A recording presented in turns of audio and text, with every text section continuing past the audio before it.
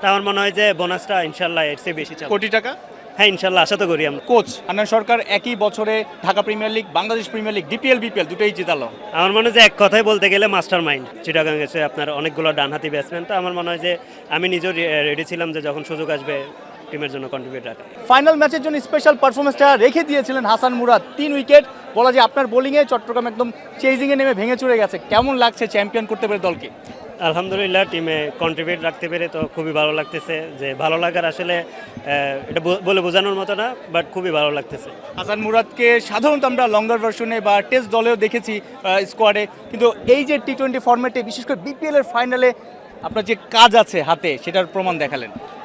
হ্যাঁ ওই যে বললাম যে আলহামদুলিল্লাহ যে টিমের জন্য কন্ট্রিবিউশন দেখতে পেরেছি ফাইনাল ম্যাচে। তো আমার মনে হয় যে এটা খুব ভালো লাগার একটা বিষয়। মানে ম্যাচের আগে, এই যে বিগ ফাইনালের আগে আপনাকে সাহসী করে তুলেছে কারা টিমের মধ্যে?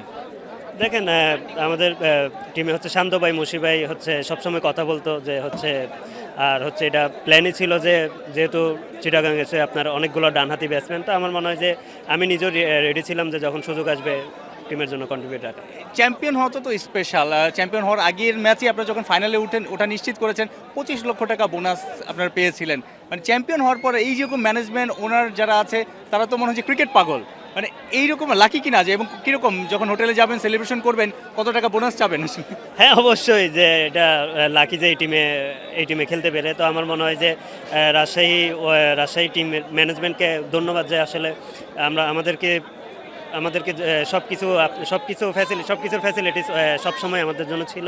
তা আমার মনে হয় যে বোনাসটা ইনশাল্লাহ এর চেয়ে বেশি চাবো। কোটি টাকা। হ্যাঁ ইনশাল্লাহ আশা তো করি আমরা। লাস্ট কোয়েশ্চেন, শান্ত ক্যাপ্টেন, হান্নান সরকার কোচ। হান্নান সরকার একই বছরে Dhaka premier league, Bangladesh premier league, DPL BPL দুটোই জিতালো। আমার মনে হয় যে এক কথায় বলতে গেলে মাস্টার মাইন্ড, দুজনেই মাস্টার মাইন্ড। যে হাসান মুরাদও মাস্টার মাইন্ড, বলা যায় হাসান মুরাদও পারফর্ম করতে পারে।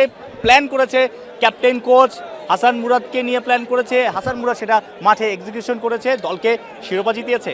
সাইফুর রূপক, 71।